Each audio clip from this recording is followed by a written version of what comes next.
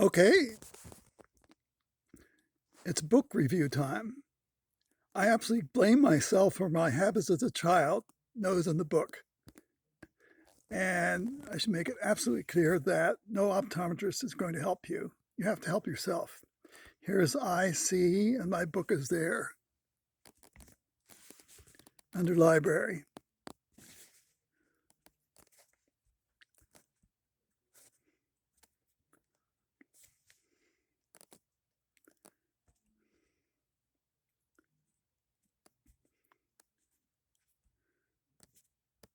And under books, you'll find my book,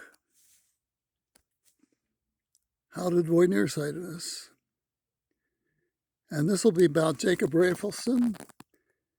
And Jacob Rafelson convinced me that you have to help your own child with prevention in the same way Rupa Wong and husband are helping their children with the prevention before they're actually nearsighted.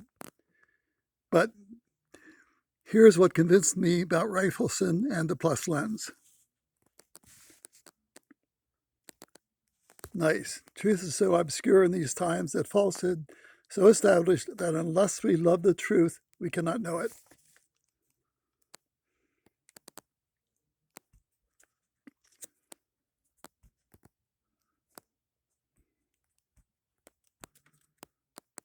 Why isn't the preventive approach offered? That is key. No optometrist will ever offer you. So the printer's son. After I talked with Rafelson, I realized he was right. You can only prevent nearsightedness. You cannot get out of it. But it's nice to be honest about it. Then perhaps we can all do better. Jake Steiner might get you to 2050, but you'll never get to 2020. And here's the reason. I talk about a narrative, and the narrative is that you cannot get out of 2070 or 60. And then they put a minus lens on it, on you, and then you can never get out of it. It's a self-fulfilling prophecy. Now, if you really want to learn something, read my book. It's absolutely free. And what I do is free, no matter my personal pride, provide. And I'll briefly tell the story. You should read it yourself if you have any intelligence about any of this. And the kid was 20/40. And so the kid wore a plus lens.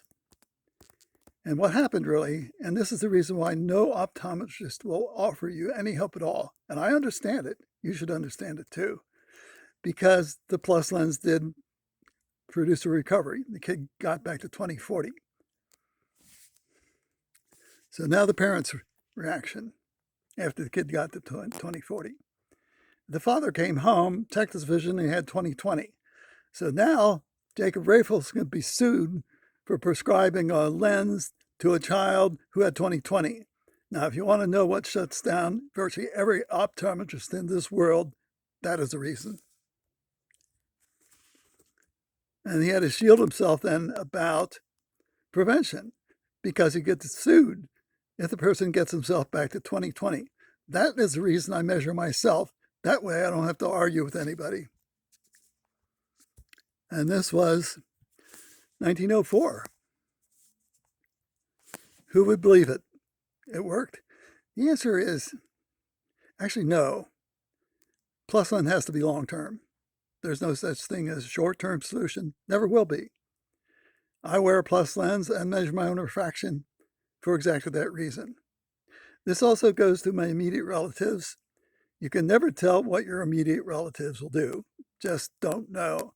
All I really ask is they set up a Snellen to make sure they pass the required 20/40 line for a pilot or 20/60 and 20/40 if they drive a car. If they're not doing that, they do not have to wear a minus lens.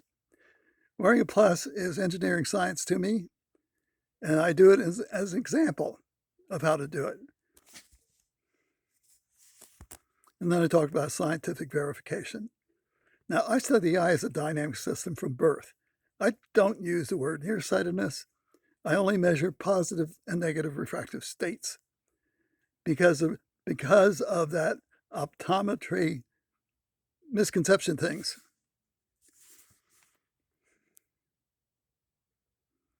Then I talk about rays of light. You can draw a box camera and rays of light, but they all think that eyes are frozen cameras because they can do that. That doesn't make you an expert. It makes you intellectually blind about the behavior of all eyes starting at birth. But the main thing is no optometrist can help you. It's beyond their capability, and only prevention is possible. And I don't really take any optometrists to task. They don't know how to help you. They don't know you. They don't know what you want in your life. They don't even know what you want to do about it.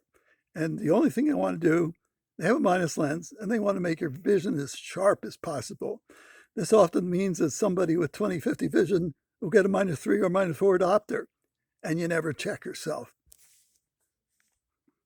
So Snell's law, that came from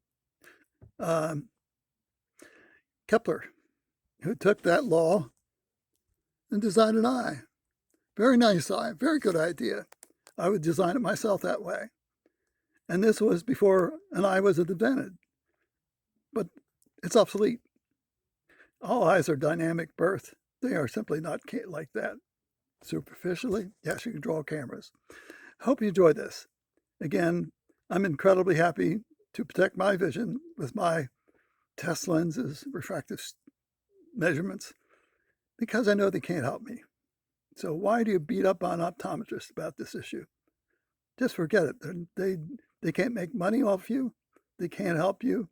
You get angry at them, and they come up with stories. So hope you enjoy this. Thank you.